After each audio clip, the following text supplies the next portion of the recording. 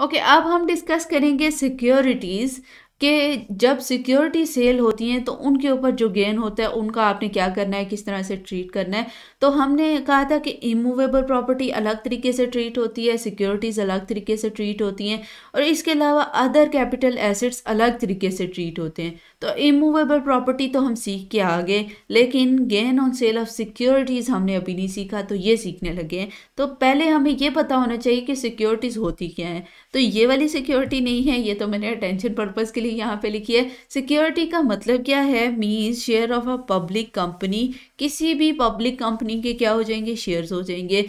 Voucher of PTC, Pakistan telecommunication corporation. Voucher sometimes privatisation की जाती है तब इशू किए जाते हैं, डिफरेंट रीजंस की वजह से वाउचर्स इशू किए जा सकते हैं। तो अगर ये कोई वाउचर्स होंगे तो ये भी क्या होंगे, सिक्योरिटी की डेफिनेशन में फॉल करेंगे। मुदारबा सर्टिफिकेट हो गया, कोई पार्टनरशिप हुई हुई है, Islamic partnership, property sharing profit sharing की बेसिस पे है, या कोई भी इस किस्म का जिसके अगेंस्ट आपको पैसे मिल रहे होते हैं, या किसी भी किस्म की अरेंजमेंट है, मुदारबा अरेंजमेंट है, तो वो मुदारबा सर्टिफिकेट के अगेंस्ट वो आपकी सिक्योरिटी की डेफिनेशन में फॉल कर जाएगी। इसके अलावा an instrument of redeemable capital, कोई भी कैपिटल डिबेंचर हो सकता है, कुछ भी जो बाद में रिडीम हो सकता हो, वो भी सिक्योरिटी की डेफिनेशन में फॉल करता है। Unit of exchange traded fund, debt securities and derivative products, इन चीज़ों को हम डिटेल में डिस्कस करते हैं, ये क्या चीज़ें हैं। तो ये सारी चीज़ें सिक्योरिटी की डेफिनेशन में फॉल करती हैं।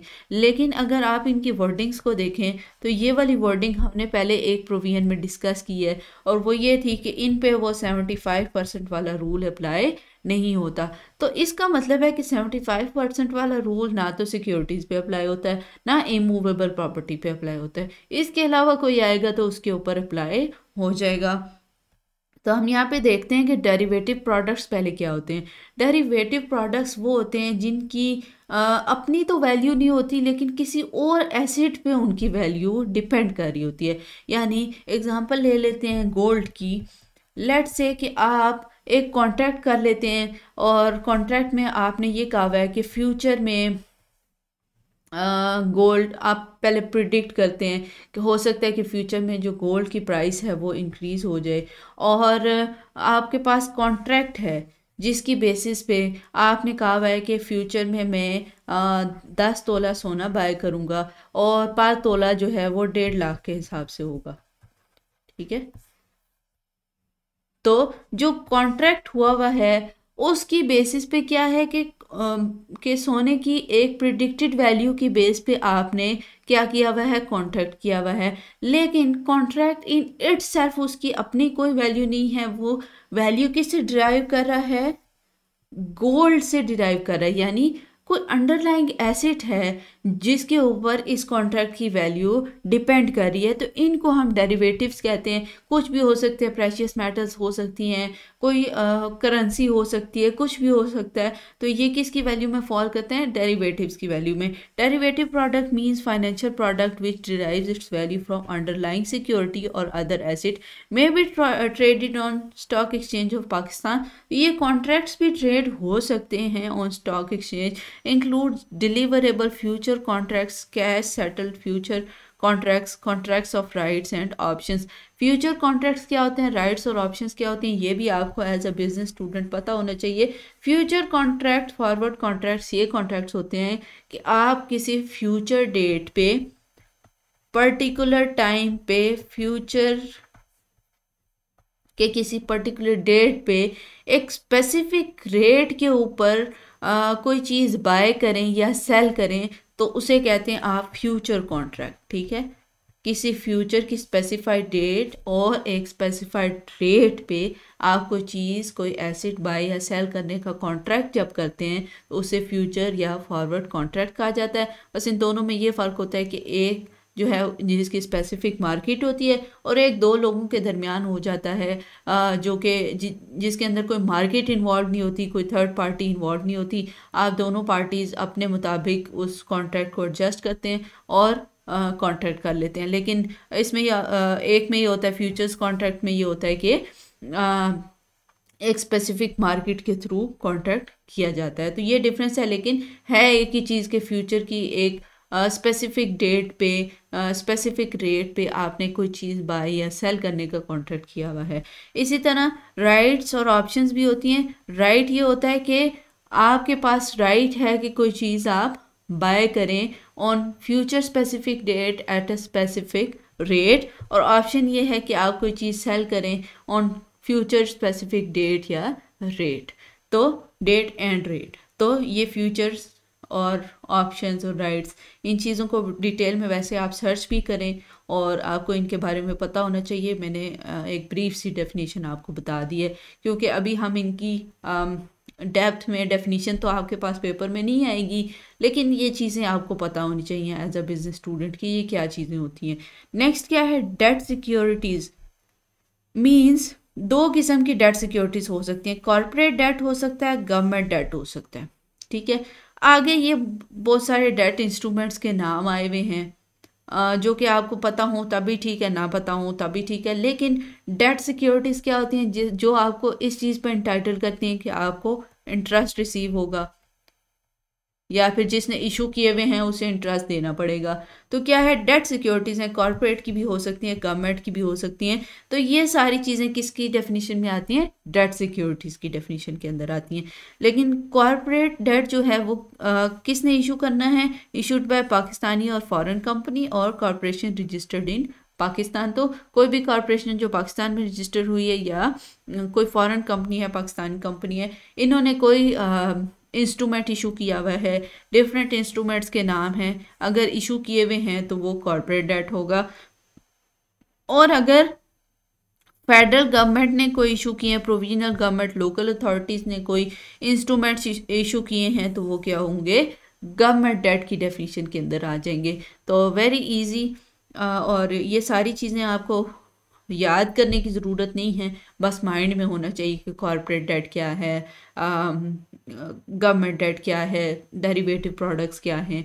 लेकिन सिक्योरिटीज़ आपको पता है कि लिस्टेड कंपनीज की जब भी आ जाएंगी तो वो डिफरेंट तरीके से ट्रीट होंगी, प्राइवेट या अनलिस्टेड की आएंगी तो डिफरेंट तरीके से ट्रीट होंगी।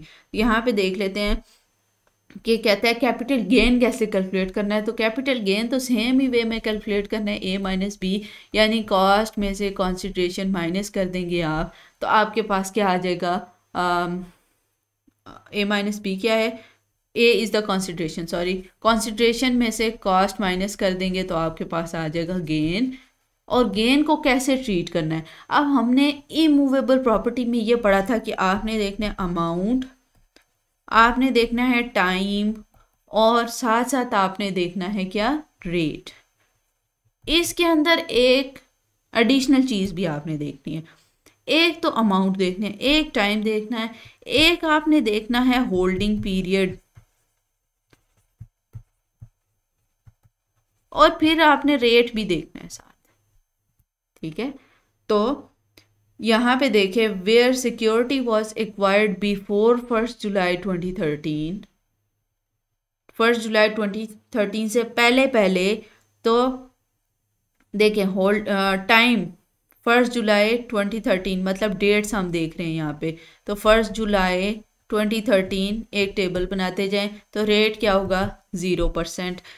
यहाँ पे where security was acquired between 1 July and 30 June 2016, इस दौरान अगर कोई सिक्योरिटी एक्वायर हुई है तो टाइम देखें, जुलाई 2013 से लेकर जून 16 तक, फिर उसके बाद लाएं और होल्डिंग पीरियड देखें, 1 ईयर तक 15%, 1 to 2 years तक 12.5%, और 2 to more years तक 7.5%। ये रेट्स आपको पेपर में गिवन होते हैं तो आपको परेशान होने की ज़रूरत नहीं है, और अगर ना भी गिवन हो तो आप 2-3 बार इन चीज़ों की प्रैक्टिस करेंगे तो आपको ये चीज़ें आ जाएंगी। रेट देखें क्या है, 15%, 12.5%, 7.5%। और where security was acquired after 1 July 2016, तो अगर 1 जुलाई 2016 के बाद सिक्योरिटी एक्वायर हुई है तो रेट होगा 12.5%।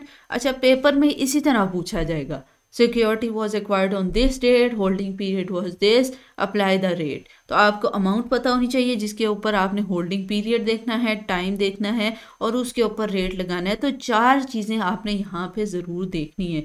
और क्वेश्चन पे आते हैं ताकि हमें पता चले कि किस तरह से क्वेश्चन टेस्ट हो सकता है। तो यहाँ पे देखें, Ali owned and disposed of following assets in tax year 2022। ये देखें इस साल डिस्पोज कर रहे हैं, ठीक है। तो यहाँ पे इससे पीछे पीछे देख रहे हैं कि होल्डिंग पीरियड कितना है हमारे पास। अच्छा, shares of a listed company A, listed company A है जिसके शेयर्स इसने बाय किए कब, 1/12/2012, मतलब 1 दिसंबर 2012 को बाय किए। तो जब भी आप देखें कि 2013 से पहले पहले की डेट है, तो जितनी भी अमाउंट होगी, जितना भी गेन होगा, वो 0% पे चार्जेबल टू टैक्स होगा। और गेन कैसे कैलकुलेट करना है, अगेन इन दोनों को आपस में माइनस कर दे, यानी सेल प्रोसीड कॉन्सिडरेशन है, कॉन्सिडरेशन में से कॉस्ट को लेस किया तो आपके पास क्या आ जाएगा, गेन। गेन 0% पे, क्योंकि एसेट हमारे पास 1 जुलाई 2013 से पहले पहले बाय हुआ। नेक्स्ट देख लेते हैं, 1 जुलाई 2013 के बाद अगर एसेट बाय हुआ तो फिर थोड़ा मसला हो सकता है। फिर क्या करना है, देखें शेयर्स ऑफ लिस्टेड कंपनी, और इसने कब बाय किया है एसेट, डेट ऑफ परचेज देखें 1 अगस्त है, आई गेस 8 मंथ अगस्त होता है, पता नहीं जो भी होता है, लेकिन जुलाई के बाद है तो 2013। और इसने सेल किए 12 Feb 2022 को। तो सेल कब कर दिए इसने, काफ़ी अर्सा रखने के बाद, यानी 13 में ख़रीदे थे और 22 में सेल किए। अब ये देखें टेबल में अगर हम आए तो हम देखें कि इस टाइम पीरियड के दौरान जो है ये परचेज तो हुए, लेकिन इसने सेल कब किए, बहुत अरसे बाद। और सेल जो है 2 and more ईयर्स पे चली गई है, तो इसके ऊपर रेट कितना लग जाएगा, 7.5%। तो ये देखें क्योंकि मोर देन 2 ईयर्स इसने होल्ड की हुई है सिक्योरिटी, तो क्या हो जाएगा 7.5%। अब ये देखें शेयर्स ऑफ लिस्टेड कंपनी सी। अच्छा, ये सिनेरियो डिफरेंट मैंने बना के यहाँ पे लिखे थे ताकि आप इसे प्रैक्टिस कर सकें, तो डिस्कशन वही चलेगी। अब देखें कि इसने इसने सिक्योरिटी बाय कब की है, जुलाई 2016 के बाद बाय की हैं। तो हमने कहा था कि अगर जुलाई 2016 के बाद एक्वायर्ड की होंगी तो रेट कितना लगेगा, 12.5%। तो इनके ऊपर कितना लग जाएगा, 12.5%। सिमिलरली देखें शेयर्स ऑफ प्राइवेट कंपनी आ गए अब, तो प्राइवेट कंपनी पे ये वाले रेट वाला टेबल नहीं लगाना हमने। प्राइवेट कंपनी का सिंपली गेन कैलकुलेट करना है और उसका 75% चार्जेबल करना है। इसी तरह अनलिस्टेड कंपनी आ गई हमारे पास, तो अनलिस्टेड कंपनी का क्या करेंगे, 10,000 हमारे पास यहाँ पे लॉस है। देखें 50,000 कॉन्सिडरेशन है और 60,000 का इसने बाय किया, तो 10,000 हमारे पास लॉस है। तो लॉस को क्या करें, लॉस को माइनस करें इसमें से, तो आपके पास क्या आ जाएगा, लॉस ऑन डिस्पोजल। तो कैपिटल गेन में से कैपिटल लॉस माइनस हो सकता है, ये टोटल में से आप लेस कर सकते हैं। तो क्या कैपिटल गेन में से कैपिटल लॉस माइनस हो सकता है। तो यहाँ पे इस तरह से डिफरेंट प्रोविजंस हैं आपके पास। इसी तरह से टेस्ट होंगी पेपर में, और ये आपको आनी चाहिए। लेकिन इस तरह की कॉम्प्लिकेटेड, वैसे बहुत कॉम्प्लिकेटेड टेस्टिंग पेपर में नहीं होती, लेकिन स्टिल आपको आनी चाहिए। एप्लीकेशन भी मैंने आपको सिखा दी है। इसी तरह के डिफरेंट सिनेरियोज बन के आपके पास पेपर में आएंगे। इसके अलावा क्या ही पूछेगा इसमें से। तो आप अपने पास, अब आपका होमवर्क ये होगा कि आपने बनाने हैं क्वेश्चन। हर स्टूडेंट जो भी पढ़े वो ट्राई करे कि एक क्वेश्चन बनाए, उसमें से डिफरेंट डेट्स यहाँ से उठाएं और एज्यूम करके डेट्स उठाएं, और वहाँ से डेट्स उठा के और अमाउंट निकाल के उस पर रेट अप्लाई करने की कोशिश करें कि आपको आती हैं या नहीं आती। तो अगर तो आती हैं तो वेरी वेल, अगर नहीं आती, कोई कन्फ्यूजन है तो please send me a message, ask me, I will reply you and help you. I will see you in the next video, then we will discuss further.